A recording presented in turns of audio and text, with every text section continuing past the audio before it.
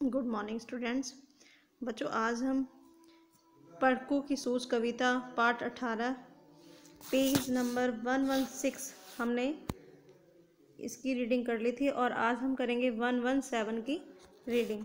तो हमारा यही पार्ट 18 चल रहा था रीडिंग में, तो शुरू करते हैं बच्चों।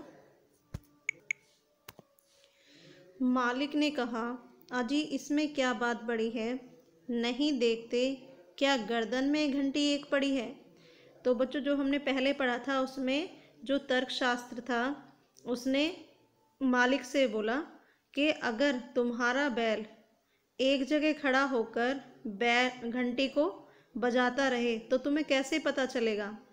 तो मालिक ने कहा कि इसमें कौन सी बात बड़ी है, नहीं देखते क्या गर्दन में घंटी एक पड़ी है। तो मालिक कहता है कि जब तक यह बजती रहती है मैंने फिक्र करता हूँ। फिक्र करना होता है बच्चों, चिंता करना, कि मुझे कोई चिंता नहीं होती जब तक यह बजती रहती है। हाँ, जब बजती नहीं दौड़कर तनिक पूंछ धरता हूँ। कहा पढ़कू ने सुनकर, तुम रहे सदा के कोरे। कोरे होते हैं मतलब अज्ञानी, बेवकूफ़, मतिंग की बातें समझ सकोगे थोड़े। अब मतिंग जो है यहाँ पर है तर्कशास्त्र, कि तुम इन बातों को नहीं समझ सकोगे, तुम तो अज्ञानी हो। अगर किसी दिन बैल तुम्हारा, अब तर्कशास्त्र जो है वो फिर से कह रहा है मालिक से कि अगर किसी दिन बैल तुम्हारा सोच समझ अड़ जाए। अड़ जाए होता है बच्चों अड़िग रहना, मतलब एक जगह ही खड़े रहना, चले नहीं बस खड़ा खड़ा गर्दन को खूब हिलाए। घंटी टुन टुन खूब बजेगी तुमने पास आओगे। तो वो कह रहा है कि अगर तुम्हारा बैल एक दिन ऐसा करे कि खड़े होकर ही गर्दन को खूब हिलाने लग जाए और उसकी जो घंटी है गले में वो उसकी आवाज़ खूब बजेगी लेकिन तुम पास नहीं आओगे,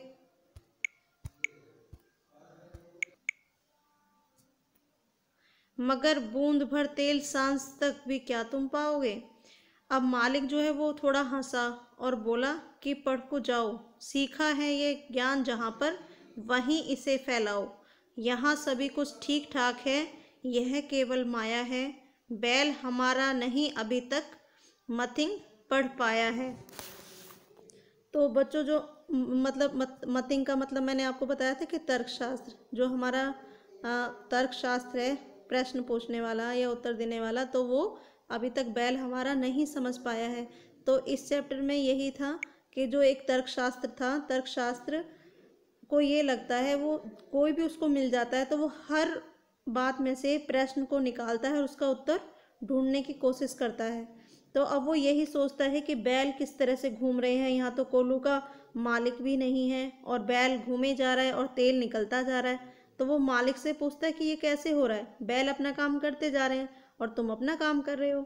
तो वो कहता है कि इसमें कौन सी बड़ी बात है, ये तो जो बैल के गले में घंटी बंधी हुई है वो बजती रहती है, जब ये चलते हैं तो वो हिल हिल के बजती है।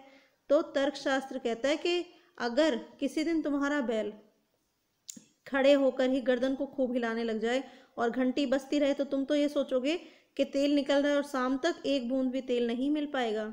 तो इस बात पर वो हंसता है, मालिक थोड़ा हंसा और बोला कि पढ़ जाओ, सीखा है ज्ञान जहाँ पर वहीं इसे फैलाओ। कि हमारा जो बैल है वो बुद्धि को, मतलब हम लोगों को इतना नहीं समझ पाए कि वो खड़े होकर ऐसा भी कुछ करेंगे। तो ये कविता थी बच्चों रामधारी सिंह दिनकर की। अब आज हम करेंगे इसी चैप्टर के अभ्यास कार्य। शुरू करते हैं बच्चों। कविता के आधार पर पंक्तियाँ पूरी कीजिए। यहाँ पर हमने पंक्तियाँ पूरी करनी हैं। जहाँ ने कोई बात वहाँ भी नई बात गढ़ते थे, कई दिनों तक रहे सोचते, मालिक बड़ा गजब है। अब ये कौन सोचते रहे, तर्कशास्त्र। Next page number 119।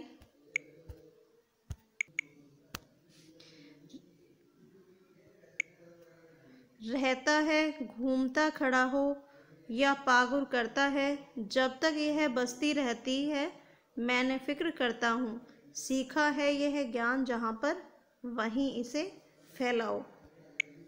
नीचे दिए गए प्रश्नों के उत्तर एक दो शब्दों में दीजिए। पढ़कू क्या पढ़ते थे, तर्कशास्त्र। बैल किस में घूमता था? कोल्हू में। बैल क्या नहीं पढ़ा था? मतिंक।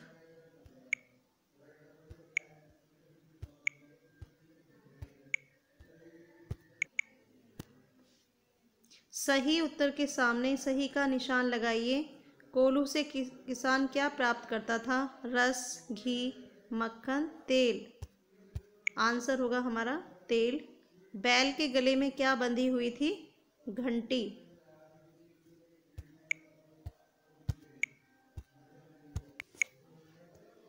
नीचे दिए गए शब्दों के अर्थ लिखकर उन्हें वाक्यों में प्रयोग कीजिए। पढ़को, अत्यधिक पढ़ाई करने वाला। गीता हमेशा पढ़ती रहती है, इसलिए सब उसे पढ़को कहकर बुलाते हैं।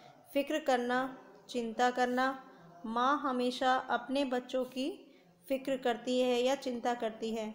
गढ़ना होता है बनाना। बर्तनों के नए नए नमूने गढ़ना कुम्हार की कला है। Next page number. सांझ, शाम। सांझ हो गई पर रोहन अभी तक खेलकर वापस नहीं आया। तो बच्चों ये अभ्यास कार्य आपको बुक में सुंदर हैंडराइटिंग के साथ करना है। तो आज के लिए सिर्फ इतना ही। Thank you.